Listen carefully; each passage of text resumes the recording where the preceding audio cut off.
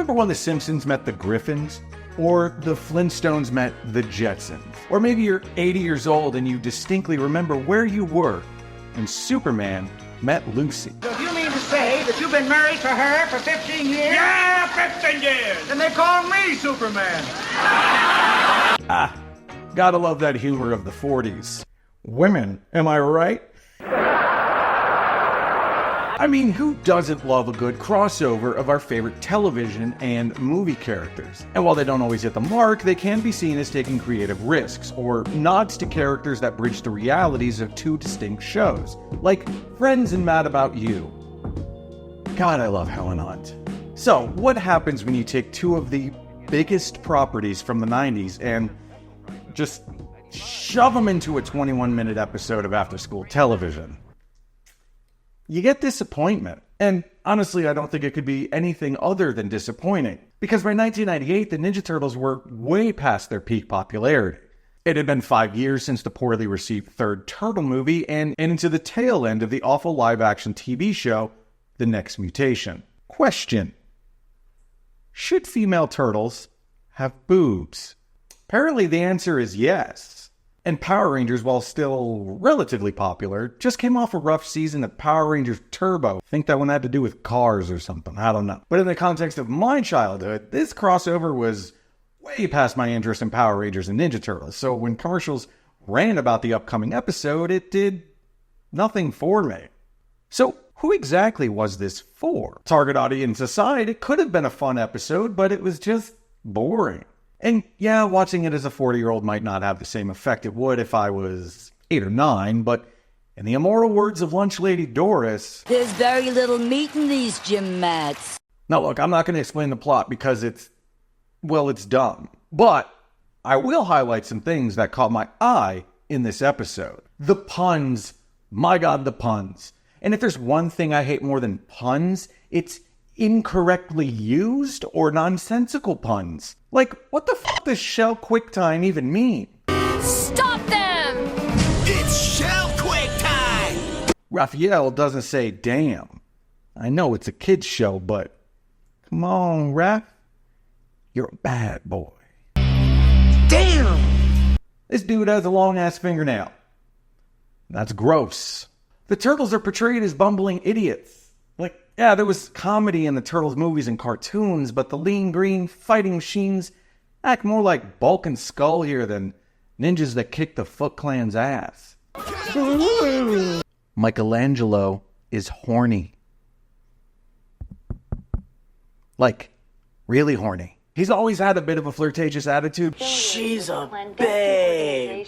But this is, crossing some boundaries. I mean, imagine your hand getting kissed by the pizza-greased lips of a giant turtle that lives in the sewer. And look, if there's one thing we all know about the Ninja Turtles, is that there is always a well-placed cowabunga in their adventures. Cowabunga? Cowabunga! Yeah! And in this crossover, you have the expectation that at least we'd get both the Turtles and the Power Rangers to say the line in unison after defeating whoever this lady is. But no, it's only said once by the Turtles while they perform the physically impossible feat of surfing in space. Bada boom! I mean, for a 90s crossover that could have been an easy slam dunk, perhaps a few years earlier, I think I'd rather take one of those classic 90s dumps and read the back of a shampoo bottle than watch this episode again. Look, they donate 10% of their profits to the rainforest. That's cool. No matter how old you were in the 90s, you probably watched Rugrats. Don't lie. And you'd expect a show about babies to be somewhat tame, going up against shows that heavily relied on the famous 90s gross-out humor, loud screaming, and adult jokes. What do you say to that? I'd say puberty was inordinately kind to you. Rugrats still lightly sprinkled in some of that humor with great effect. And my personal favorite, Lonely Space Vixen. That's for after you go to bed. And at times it felt like the show was a literal fever dream. but managed to hit on some pretty heavy themes like the loss of a parental figure. Also, it had a banger of a theme song. At the tail end of the century, we saw a crossover of Rugrats with the underrated show Real Monsters. Real Monsters was a cartoon that focused on 3 young monsters: Ickis, Oblina, and my personal favorite, Crumb. Hideous. Love it. Who all attend a school for monsters under a city dump, where they learned how to frighten humans. Now, the logistics of how to set up a successful crossover between a show that focuses on babies' adventures that usually involves securing delicious-looking Reptar bars or the existential realization that being a grown-up sucks. I want to be little again. I don't want to be a big people anymore. Not wrong. And a show like Real Monsters, whose whole premise is scaring kids, you think that this would be easy to pull off. During a sleepover at Tommy Pickle's house, the babies try making up a scary story. As each one interjects their ideas, of course, Bratty McBrat Angelica decides it's not scary enough. Hate her.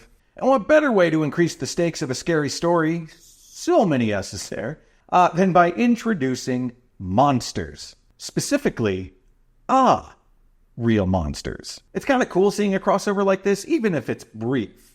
Each character gets a line or two, a little humor, and off they go. Sadly, this crossover is more of a glorified cameo and isn't even from the real-world perspective. I get why they couldn't just suddenly introduce fantastical creatures into an otherwise grounded show about babies that talk, and I think adults understand them. I know the dog understands them. So, yeah, maybe they could have pulled it off in the real world. Why didn't they just do that? But admittedly, I wanted more from this crossover. It was the perfect time for the Nicktoons to introduce a little variety into its shows, and it had the potential for some more memorable interactions with our favorite characters. I mean, just imagine if Angelica had to smell Crumb's armpit. That's gold, Jerry. Gold.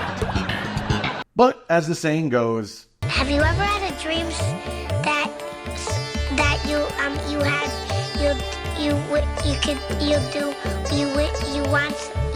you could do anything? Yup, and that's going to do it for this episode of 2 of the more disappointing crossovers from the 90s. Don't worry, I've got a few more to cover that I think will more than make up for these 2. Until next time, dudes, I'm Mike O'Connor. Don't know what I'm looking at. Later.